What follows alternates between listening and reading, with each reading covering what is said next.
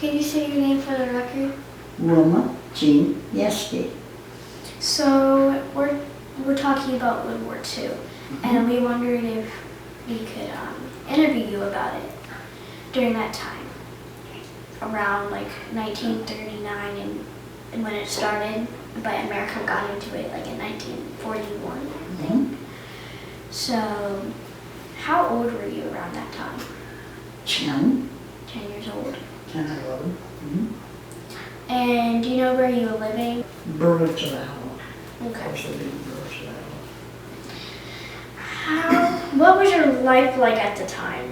Like, how did you? Well, even then, they were doing defense plans, and my parents worked with the defense plans. That's why we were in Burlington, Iowa. But we had been to a movie the night that the war broke out. And when we came out of the theater, the loudspeakers were blasting in the streets. And of course, I didn't quite understand what was happening. And my dad told me, he said, yeah, we're at war, we declared war. That was just kind of a, even at 10 years old, it was kind of a pit in your stomach, you know? Even though you didn't really understand what it like. Even though I didn't understand it completely, but war, you know, I knew enough then to know it wasn't good. And how did you become involved into the war? Well, I didn't. My parents both worked at the defense plants, but I didn't. Like, is there any way you helped your family by any chance? Well, only helping them home while they worked, you know. So like you would clean, you would like make And help with, you know, I breakfast. start the meals and have stuff going on even at young age. So how would you describe your feelings about the war? Like how did you feel? Well, I was only 10 years old, but it just, the way my dad told me, you know, he said, we're at war. It just kind of hit the pit of your stomach a little bit, even as a child, you know, thinking about being at war. America, of all things, you know, America was at war. Do you know anything about Pearl Harbor? I don't know anything about only what we have heard through movies and stuff, but it was a terrible thing. We lost a lot of boys. It was very sad. America was just like it was in mourning for days after all that happened. So if you could go back in time and change anything about the war, what would it be? That it wouldn't be. That we wouldn't have had to go to war. Lost our young people.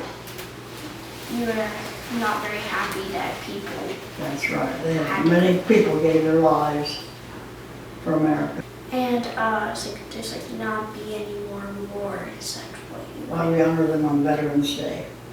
We should honor our veterans. And what sticks with you today about the war? So like what do you remember the most? Like maybe your dad telling you there was a war, maybe a feeling.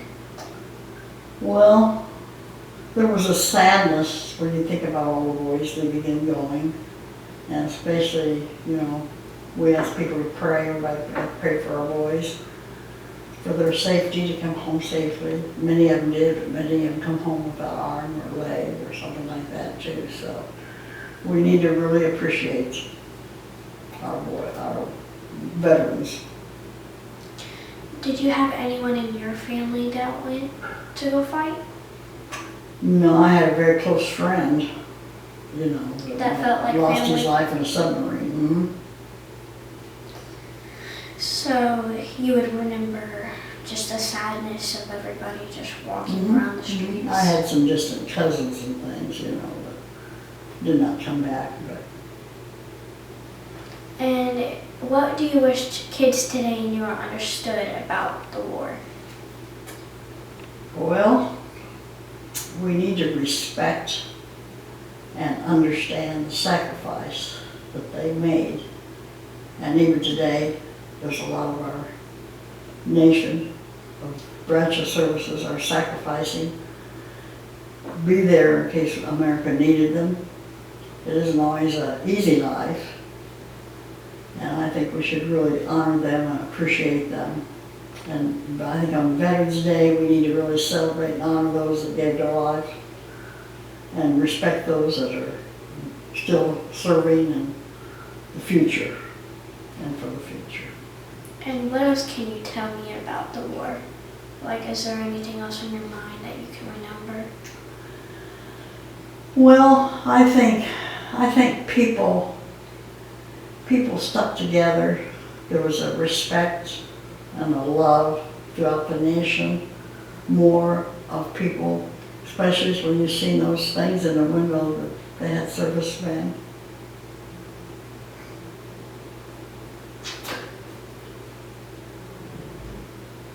I think it brought us all closer together as a nation. It's a shame we need that today, don't we? Really not to something like that to happen, but we need the honor and the respect and the unity in our America today that we once had. Can you tell me more about the rationing in World War II? Well, the things that were rationed, like I told you, was sugar, cigarettes, and coffee. And you had stamps, and when you used that, a lot of people didn't use one, they'd trade their stamp for something from one or the other, that they used more of. But people really, as far as I can remember, America really got together, stood behind, and did, there was always crooks, and there's always things going on, black markets and things. But as a rule, I think it was a nation that really pulled together, supported our heroes and our war people. Did you win anything? Pardon? Did you win any of the rationing items? Did I what? Did you win a contest or something that you might have won, like sugar, coffee, or cigarette? Now you could ask me that. Yes, I love to dance. And I won 2 different dance contests, one in Normal, Illinois and one in Joliet, Illinois. And in one of them I won 10 pounds of sugar and a carton of cigarettes, which I didn't smoke, so it was no good to me. And the second one I won coffee and sugar, 5 pounds of sugar and some coffee. They call it a jitterbug contest, a dance, swing dance or whatever. So was there anything else on the top of your head that you like to share about the rationing? Did it affect you in any way?